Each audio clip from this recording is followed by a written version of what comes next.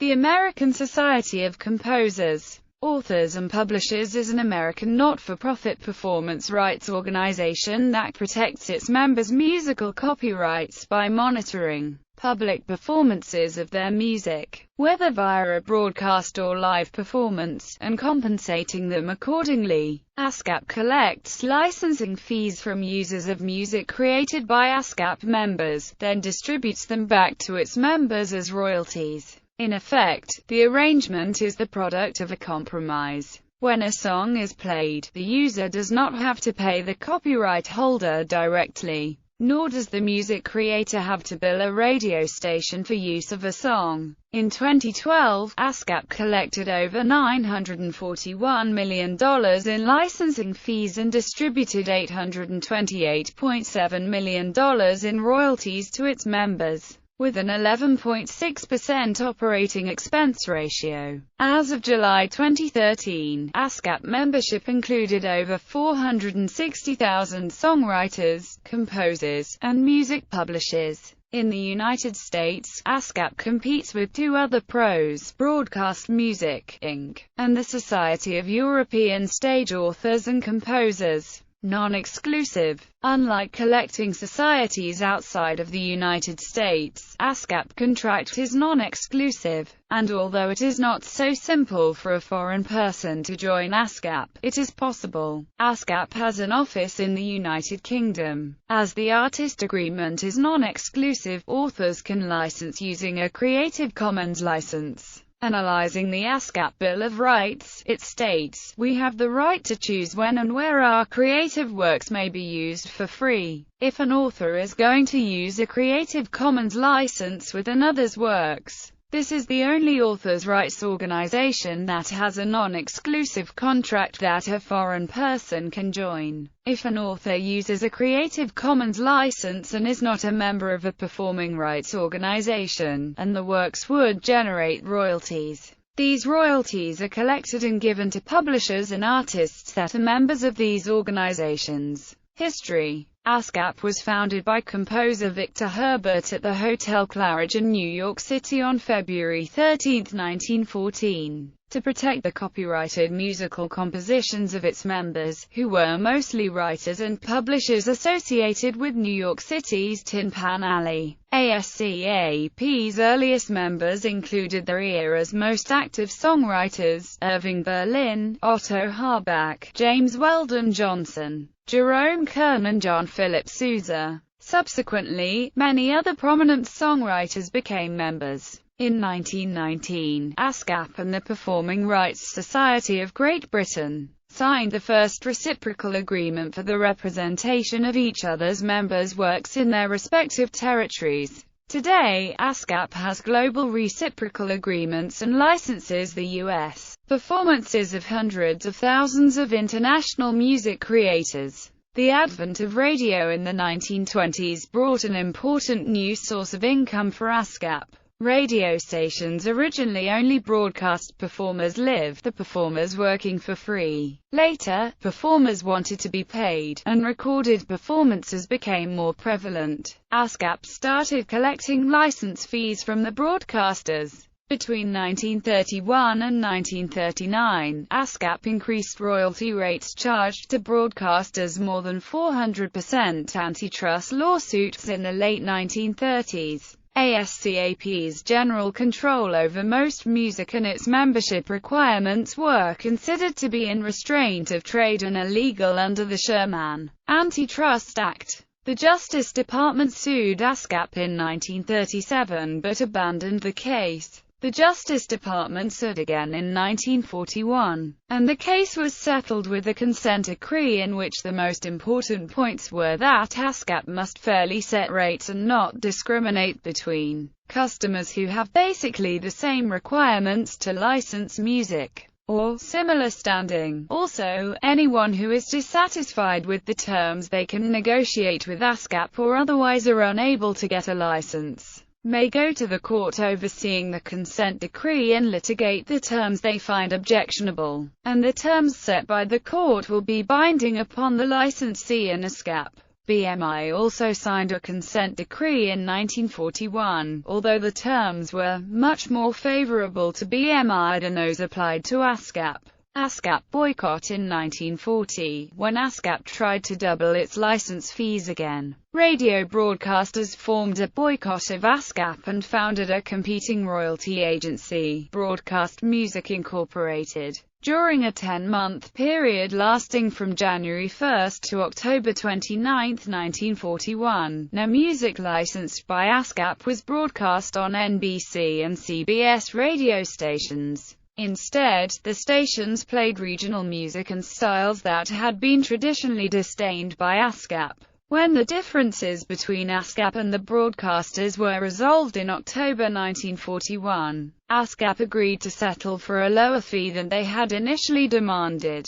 Membership expands. ASCAP's membership diversified further in the 1940s, bringing along jazz and swing greats, including Duke Ellington, Count Basie, Benny Goodman, and Fletcher Henderson. The movies also soared in popularity during the 1930s and 1940s, and with them came classic scores and songs by new Ascap members like Harold Arlen, Johnny Mercer, Cole Porter, Morton Gould, and Jules Stein. Classical music composers Aaron Copland, Igor Stravinsky, and Leonard Bernstein brought their compositions into the Ascap repertory in the 1940s. In the 1950s and 1960s, television was introduced as a new revenue stream for Ascap, one that maintains its importance today. With the birth of FM radio, new Ascap members, including John Denver, Jimi Hendrix, Quincy Jones, Janis Joplin, and Carly Simon scored massive hits. Many Motown hits were written by Ascap members Ashford and Simpson, Marvin Gaye, Smokey Robinson, and Stevie Wonder. Both the Beatles and the Rolling Stones licensed their works through Ascap, and the very first Country Grammy Award went to Ascap writer Bobby Russell for Little Green Apples. During this period, Ascap also initiated a series of lawsuits to recover the position they lost during the boycott of 1941, without success. During the last 3 decades of the 20th century, ASCAP's membership grew to reflect every new development in music, including the funk, punk rock, heavy metal, hip-hop, techno, and grunge music genres. Creators ranging from Lauryn Hill and Dr. Dre to the Ramones, Slayer, and John Zorn joined. Ascap launched a Latin membership department to serve Ascap Latin writers, Mark Antony, Joan Sebastian, and Olga Tannen among them, with the Spanish-speaking world as their audience. In 1981, Ascap prevailed against CBS in an 11-year-old court case challenging the Ascap blanket license. Today, Ascap remains one of the world's most far-reaching pros. Ascap licenses over 11,500 local commercial radio stations,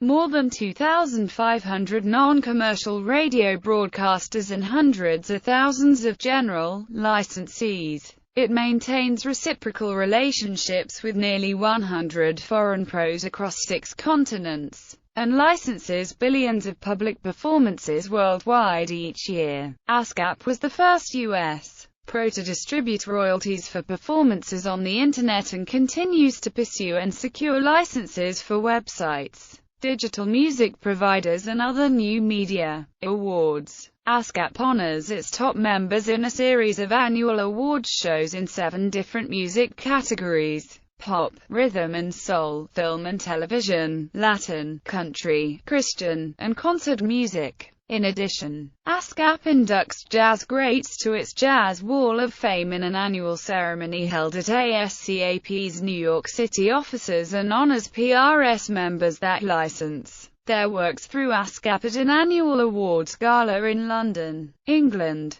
In 1979, to honor composers of concert music in the early stages of their careers, Ascap created the Ascap Foundation Young Composer Awards, which, upon the death of Ascap president Morton Gould in 1996, were renamed the Ascap Foundation Morton Gould Young Composer Awards to honor Gould's lifelong commitment to encouraging young creators as well as his own early development as a composer. Composers under 30 apply each for cash awards, which are funded through the Jack and Amy Norworth Fund. Jack Norworth wrote many Tin Pan Alley hits, including the lyrics to "Take Me Out to the Ball Game." Beginning in 1986, Ascap created the Golden Soundtrack Award to honor composers for outstanding achievements and contributions to the world of film and television music. In 1996, it was renamed the Henry Mancini Award to pay tribute to the late composer's history of achievements in the field.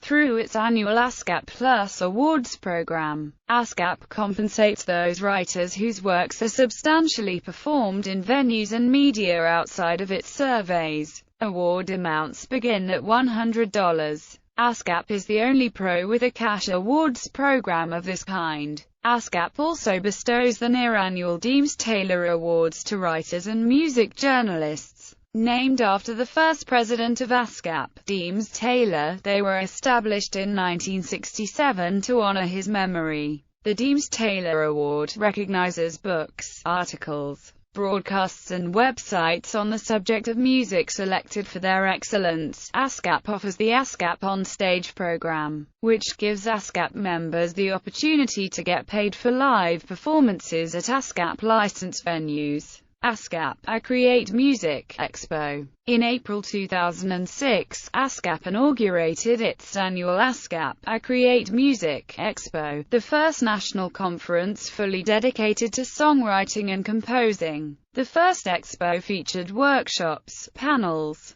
mentor sessions and performances with notable figures from all music genres and sectors of the music industry. The most recent Expo took place between April 18 and 2013. Highlights included conversations between Ne-Yo and Stargate, Diplo and Big Sean and Nathan Johnson and Joseph Gordon-Levitt, master sessions with Steve Lillywhite, No ID, and Nico Muhly, performances by Judy Collins and Gretchen Peters among other notable music creators and industry insiders. Member benefits. Ascap was the first American pro to offer a package of exclusive benefits to its members. As of July 2013, update, these benefits include discount on membership to the Songwriters Hall of Fame, membership in the U.S. Alliance Federal Credit Union, discounts on health, dental, instrument and life insurance via its Music Pro program. Discount on Ascap Web Tools, a set of internet-based marketing and sales tools developed by Nimbut, Inc., for Ascap members. Discounts on music-related retail products and services.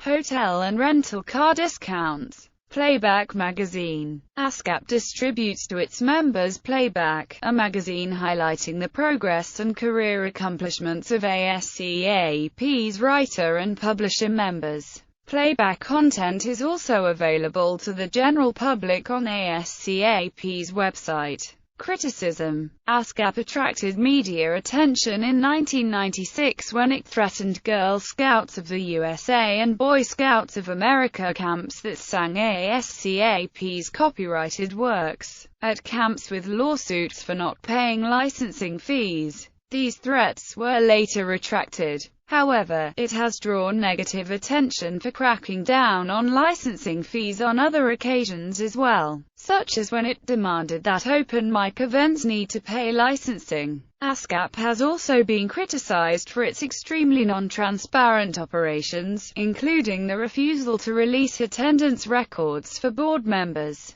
the notes from board meetings, and the reasoning behind their weighting formulas which determine how much money a song or composition earns for use on television or radio. In 2009, an Ascap rate court case regarding ringtones generated considerable public attention. Critics claimed that Ascap may seek to hold consumers responsible for a ringtone public performance. In statements to the press, Ascap noted the following. It is seeking to ensure that wireless carriers pay Ascap members a share of the substantial revenue that mobile operators derive from content that uses Ascap members' music. This content includes the delivery of full-track songs, music videos, television content, ringtones and ringback tones. It has been licensing wireless carriers and ringtone content providers since 2001, and that it is not in any way seeking to charge consumers. It is striving to license those that make a business of transmitting its members' music.